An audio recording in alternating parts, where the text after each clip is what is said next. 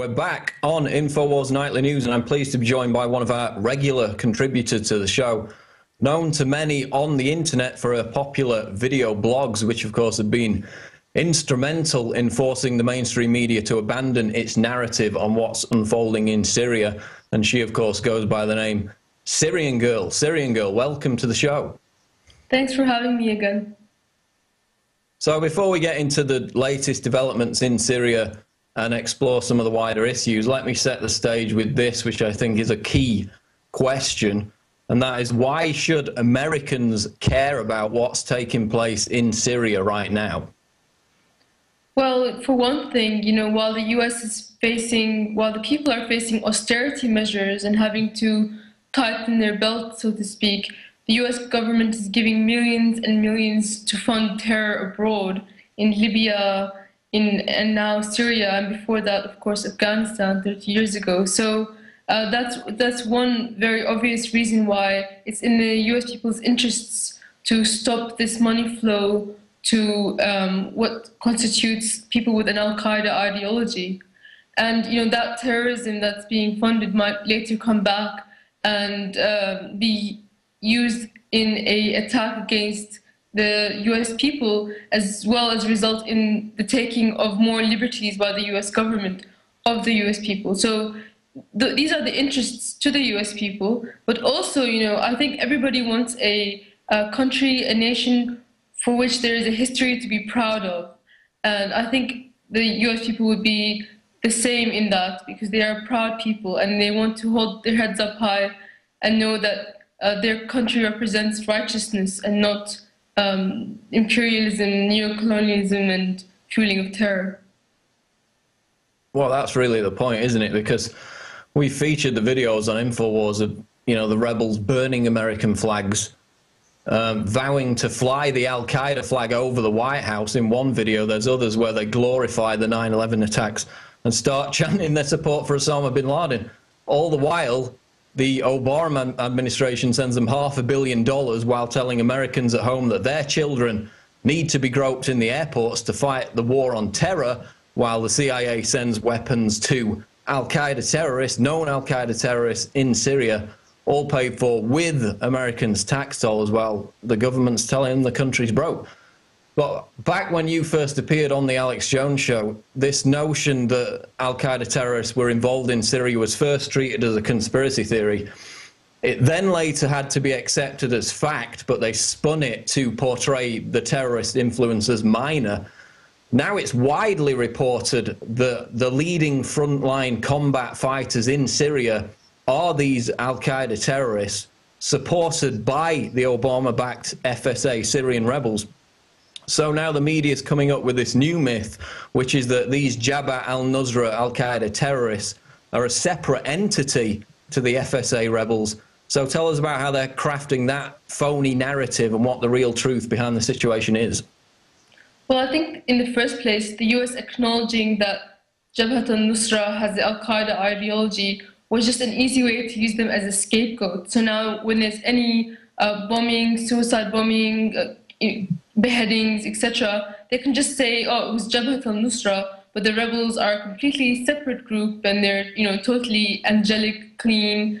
But the fact is that, there's more than one Islamist group for one thing, and I'm talking al-Qaeda ideology group. There is a group called Jabhat al-Sham, and even the FSA leaders themselves, like the former head of the opposition, Muaz al-Khattab, the FSA leader Idris, and one of the commanders al-Assad, along with 89 battalions, all made statements saying that they back Jabhat al-Nusra and they stand by it, and that was at the time that the US declared it a terrorist organization.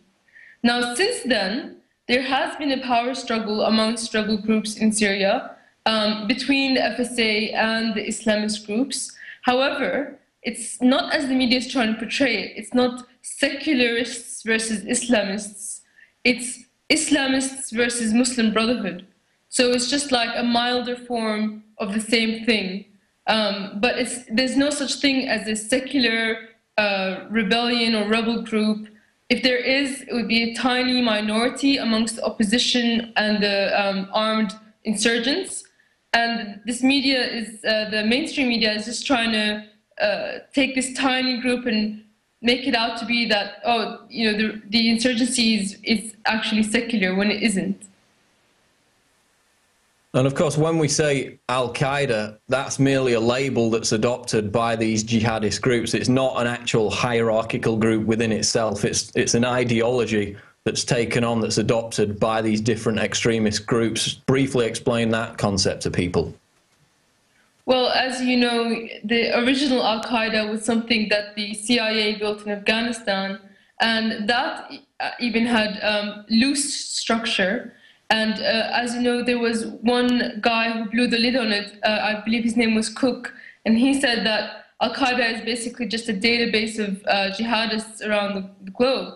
And that's exactly what Al-Qaeda has really flourished and become, just a meme, an ideology that people have, that they want to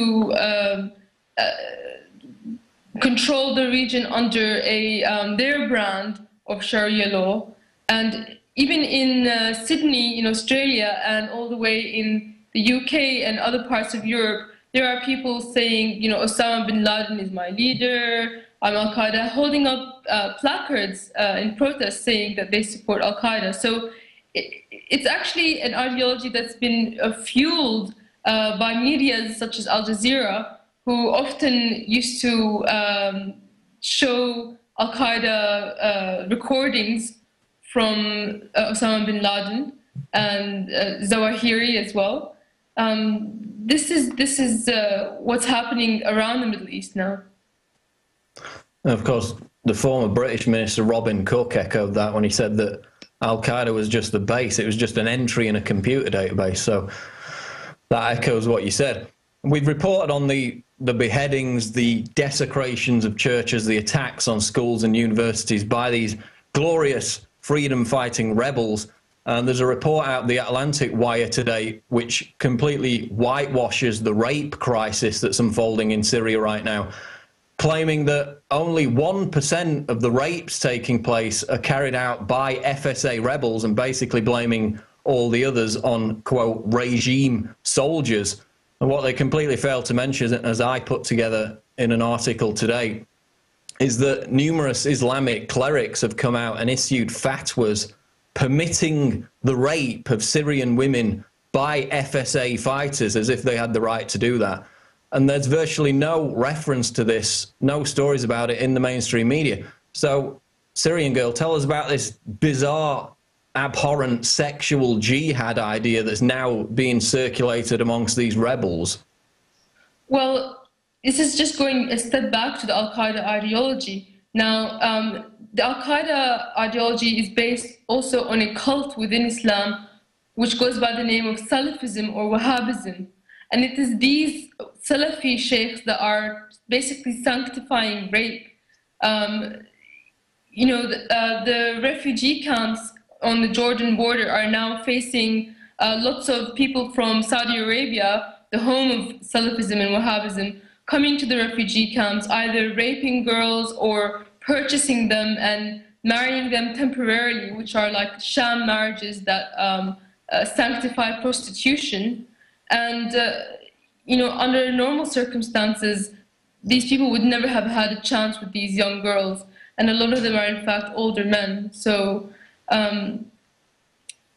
onward with that, in a totally different place, in Tunisia, there was a sheikh called Muhammad al-Arafi who said that he called on the women of Tunisia to go to Syria to participate in a sexual jihad where they would be helping the jihad if they were to sleep around with the insurgents. So as a result, you know, a 16-year-old girl was kidnapped and her parents were on Tunisian TV holding up her photo and begging for her kidnappers to return her. So, and then as another sheikh, this is the most recent event, called Yasir al-Ajwulani, said that the Christians of Syria are basically war loot, and that the rebels can go on and just rape them because, you know, they're part of the commodity that they can gain from the war. And I just want to say on this point, this cult within Islam is not Sunni Islam. I hear a lot of people blaming Sunniism for this, but Sheikh Bouti, who is the head Sunni in Syria, called out against these rebels and actually called for jihad against the jihadists. And as a result, a few weeks later, he died in a bombing of his mosque along with 42 of his worshippers. And the Syrian military is majority Sunni as well. So I just want to put that out there because, you know, people are getting a lot of unfair hate, and I too am a Sunni. So, yeah, it's really alien to us in Syria to have such a sick, demented, warped representation of religion. And some of these girls, they're not women, they're as young as 14 years old. I mean, who are these moron sheikhs to proclaim that rape is acceptable anywhere? I mean, what would they say if somebody proclaimed it acceptable to rape their families? How would they feel? I mean, why does anyone even pay attention to them? Because it suits them. I mean, I'm sure that if he tomorrow sanctified alcohol, then they'd all be drinking it up. So I think at the end of the day, so long as it suits people, they'll believe it. Well, it's sickening. I mean, these are the same people who cry Allah Akbar, you know, as they're beheading people in anticipation of their 72 virgins, while simultaneously they're having sex with 14-year-old girls. I mean, they decry people who oppose Sharia law as infidels based on some pious religious morality. And they're paedophiles, they're raping children. Obviously, it's a minority, but, you know, it's a growing cancer, isn't it? Well, absolutely. And you hear about reports of 60-year-old men going to this was on Channel 4 News, 60-year-old Saudi Arabian men trying to find 13-year-old Syrian girls. Now, it's always been sort of a trend of these Gulf Arabs coming to Syria to look for wives. Usually they're from more poverty-stricken areas. But what's happening now is that they're engaging in these also temporary marriages, and some of the girls are being kidnapped and basically put into brothels. And if, you know, they sign a piece of paper that says, oh, I'm going to marry you for an hour, they think that that religiously sanctifies prostitution. And if, you know, in some cases it's just blatant rape, girls younger than 13 as well. And these are what the media calls freedom fighters. They don't even stick to their own crazed fundamentalist ideology. They don't even live up to that. A minority of them, hopefully it's a minority, are, you know, murdering paedophile rapist scum, basically. So why don't the moderate FSA denounce Jabhat al-Nusra, denounce these extremists? Why don't they say they're not associated with them? They do the opposite. They pledged allegiance to them, didn't they? They did, and part of the reason is that they're afraid of them. They're afraid of getting into infighting. And also, you know, the Jabhat al-Nusra has been made more powerful than them.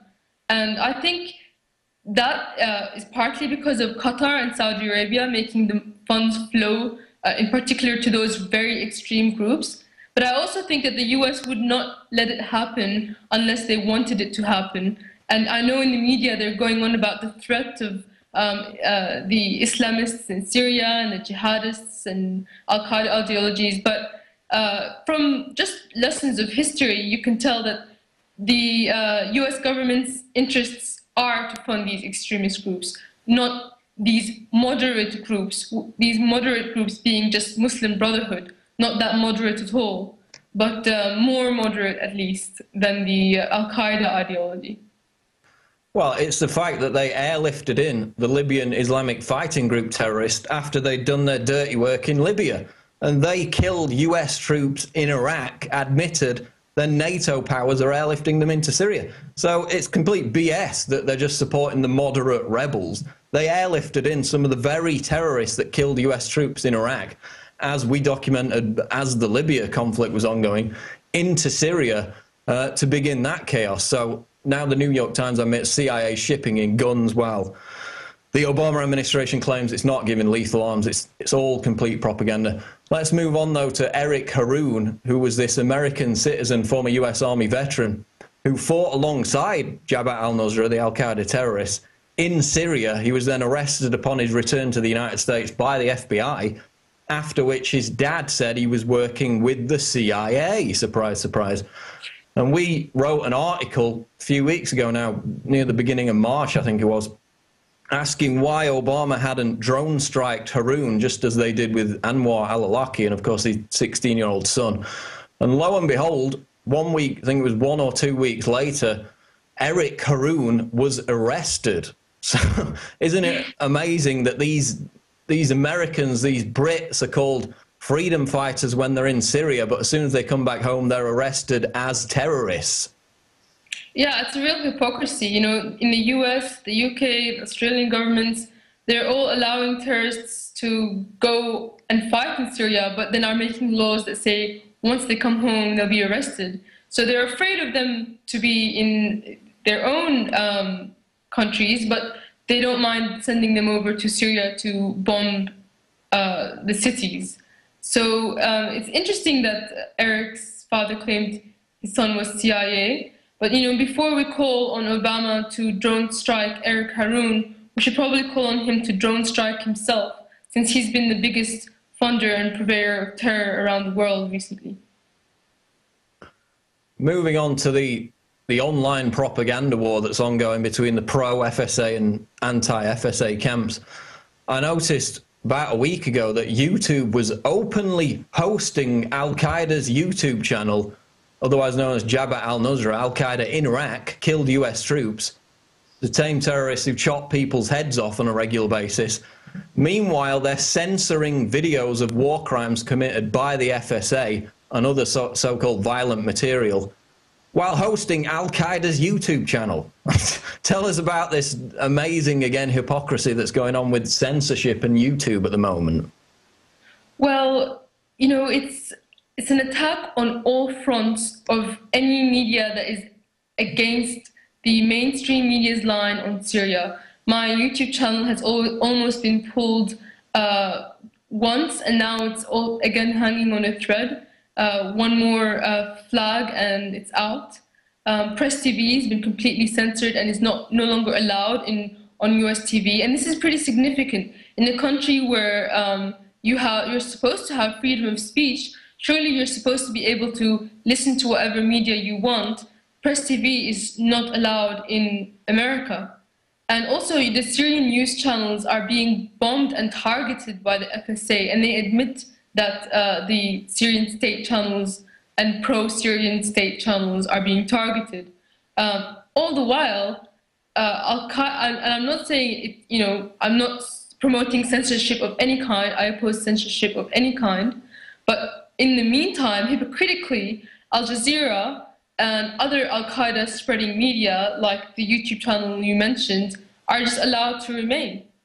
So this is the fight we're facing. You know, even with the mainstream media, with all their money and all their influence, they still see us as a threat. So at least that's a compliment. Well, it seems as if you report on the atrocities allegedly committed by Assad and his forces, then you can have all the free speech you want. If for a second you try to focus on what the FSA have done, the atrocities they've carried out, then you're shut down almost immediately. And as you've said, they've targeted people across the board for that. But people who read the Al-Qaeda magazine Inspire go to prison in most countries. And then there was a Somali Al-Qaeda group that had an account on Twitter. They were banned very quickly, but apparently YouTube, while censoring everybody else, seems to think it's okay to host Al-Qaeda's YouTube channel. So they also censored one of your videos regarding a mercenary group, didn't they? Yeah, I had posted a video of a mercenary corporation called Agasub. It's British-based. They were driving through the streets of Baghdad and randomly shooting at cars, and actually resulted in a car accident and some deaths. And this company claimed copyright on this video. I'm not sure how you can copyright yourself killing people, but that's what you did. That's what you do. and YouTube upheld it, and the only way to counteract it is to give them your full name and address, and I'm not prepared to do that. But that's one of the injustices. That another one is community guidelines. Even though the YouTube policy states that you can have violence if it's for documentation of war crimes, they're very selective about which violence they censor. So, of course, if the violence is being perpetrated by a side that they want to show as bad, they might keep the video. Otherwise, they'll remove it. The yellow man was censored until I complained about it. And now another video censored, which is from 6 years back. Basically, there's a campaign of people trying to flag my channel, trying to bring my videos down. And for the most part, I see YouTube is going along with it and accepting some of the ludicrous reasons to take down my videos and take down my channel. It's part of the hypocrisy that's run through this entire conflict. As I said, voices that speak out against the FSA are seemingly strangled, whereas those who, talk all day about Assad's atrocities are allowed free rein. But to finish, let's clarify this conflict from a broader perspective. Why are the NATO powers and the US attempting regime change in Syria, backing these terrorists to do it? What's the ultimate goal as you see it in the region? Well, basically, the whole idea is hegemony, to bring the whole world under their control. From the IMF and the World Banks, neither of which Syria has any debt to. That's one thing they're trying to introduce to Syria. That's what's happened to Libya now. Also, Syria has outlawed genetically modified food, which is bound to get people angry who are in high places. And as I said in one of my videos, genetically modified food is a way to control nations, because those nations have to rely on your company to buy the seeds, because that's the contractual obligation. And it leads to mass starvation, as in India. That's what's happening with the farmers. And of course, one of the biggest reasons for this war on Syria is the security of Israel. Israel occupies Palestine, but also Syrian land. And Syria, along with Iran, are the two countries left in the Middle East that oppose Israel and actually stand a chance to resist its aggression. And that's why the US's agenda is to break apart the alliance between Syria and Iran. And as you know, Iran is a Shiite state, and Syria being a secular state, by turning Syria into this Salafi state, or even an Islamist that backs Saudi Arabia or Qatar, then it's definitely going to break ties with Iran. And that's what even the protesters themselves were chanting in 2011, that we don't want Iran. So this was all actually explained in an article by Seymour Hersh in 2007, and it's called The Redirection.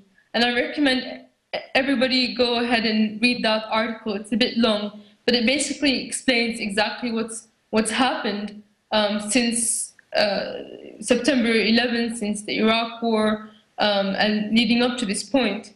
And also, I believe in 2006, General Wesley Clark said that Syria was on a list of 7 countries to be attacked within a decade. The others were Libya, Iraq, Afghanistan, Sudan, Somalia. So really, all of those countries we have seen be attacked, and it's part of the reshaping of the Middle East. I know one other part of it, one other idea of the new Middle East is to try to cut up the countries in a different way. So basically, cutting up my country, my homeland, is on the agenda. And Syria seems to be a lot stronger than those previous examples in standing up against that New World Order hegemonic agenda. So we hope to see that continue. We'll leave it there for now, but just tell people how they can find your YouTube channel and your other social media outlets. Thanks a lot. My YouTube channel is Syrian Girl Partisan with an S. I also have a new YouTube channel called Syrian Girl News, and no spaces or anything in between. I have a Facebook, Partisan Girl, and a Twitter, Partisan Girl. So I would be very grateful for your follow. Okay, Syrian Girl, thanks for joining us on InfoWars Nightly News. Thanks a lot. Thank you.